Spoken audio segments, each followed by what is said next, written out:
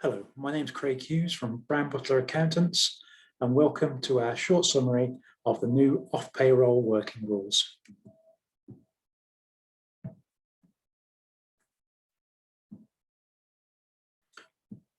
What are they then?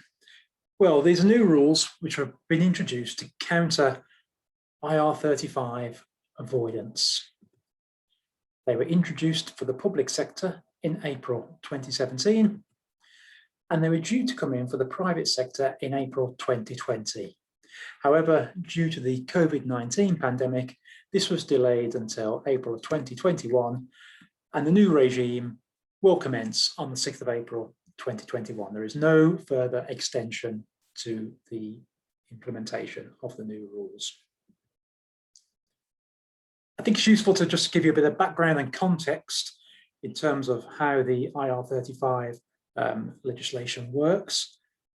So pre-6th of April 2021, where an individual, sometimes described as the worker, supplies their services to a private sector organisation via a personal service company, it's the responsibility of that individual to decide whether the IR35 legislation should apply. In other words, they decide whether they should be treated as an employee.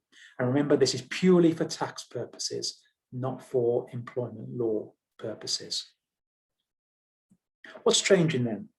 Well, post 6th of April 2021, it will be the responsibility of the organisation receiving that individual's services which will need to make that decision about the employment status. So this turns on its head where the risk lies with regard to establishing whether an individual should be treated for tax purposes as an employee or self-employed.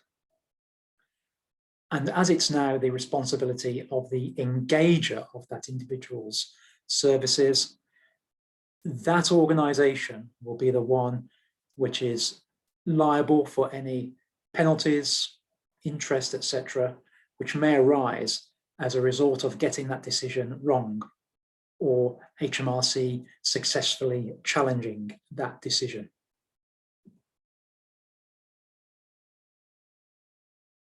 Where do these new rules apply then?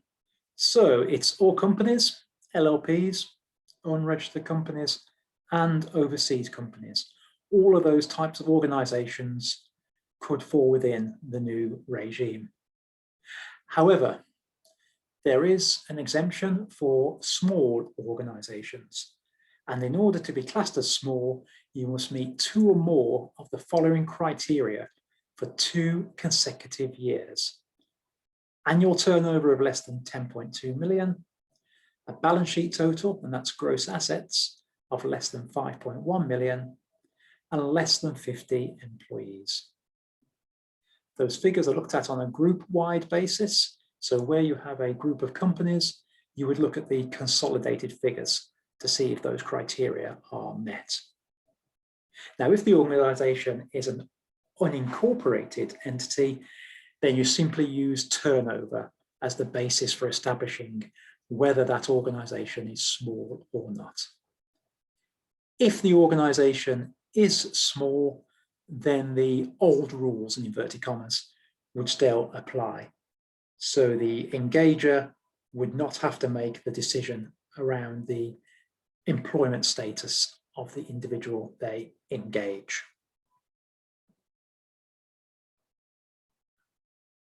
One of the key aspects around the off-payroll working rules is the determination of the status of the individual.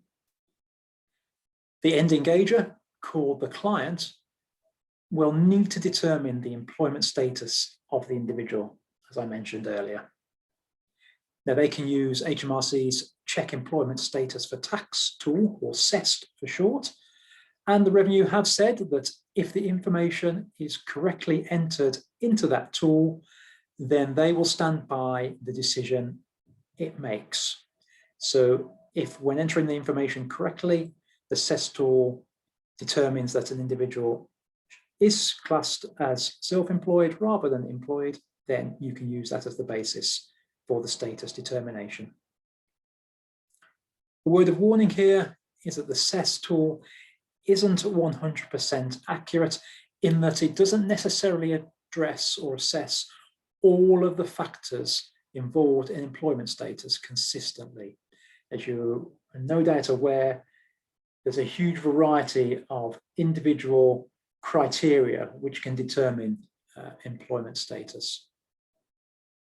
If the SES tool is not used, then it's critical the client documents the rationale for their decision.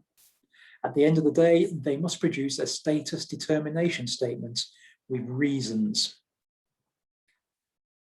The reason why it's important that the client documents that decision-making process is from a risk management perspective, because if HMRC can show that the client has been careless or negligent in arriving at their decision, it could lay the client open to penalties.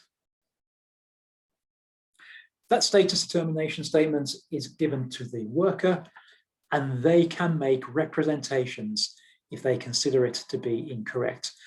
And there's a process set out in the legislation in terms of how that actually works.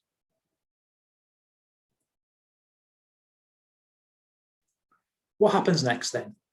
Well, the SDS is then passed down the contractual chain.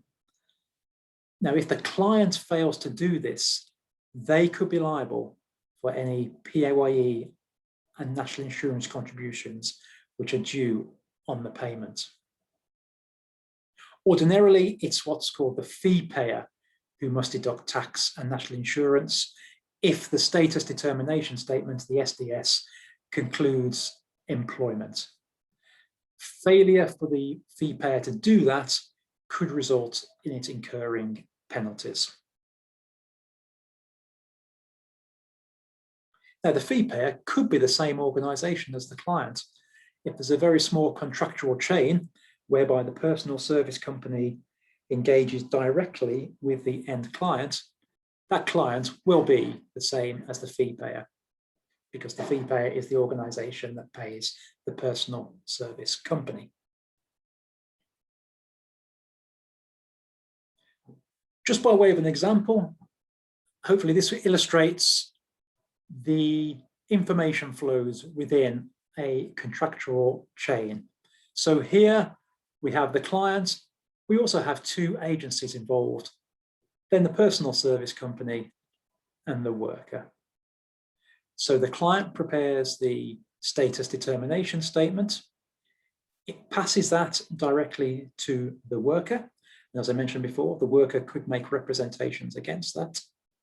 Once the SDS has been concluded, the client then passes it to the next entity in the contractual chain. In this case, it would be Agency 1. Agency 1 isn't the fee payer here because it's not paying the personal service company. So it would pass the SDS down to Agency 2. Now, in the example here, Agency 2 is the fee payer, so it would act upon the conclusion of that status determination statement to decide whether or not tax is to be deducted from the payment it makes to the personal service company.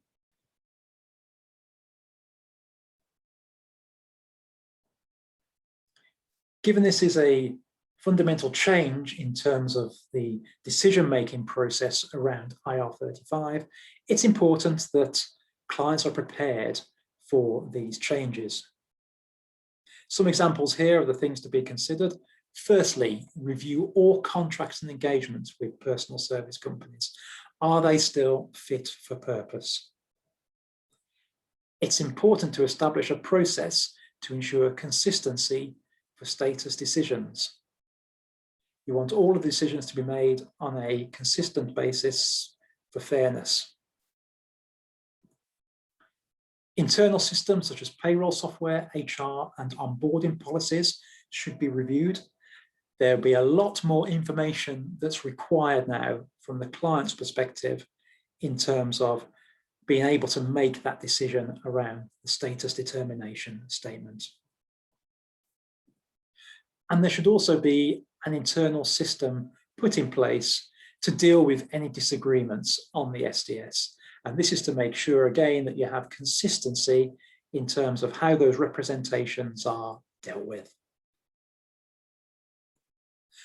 Well, I hope you found that useful. It was very much a brief overview of the new rules from the 6th of April 2021. If there is anything that you need any assistance with or have any questions, please do not hesitate to contact me. We'd be delighted to help. Thank you for listening.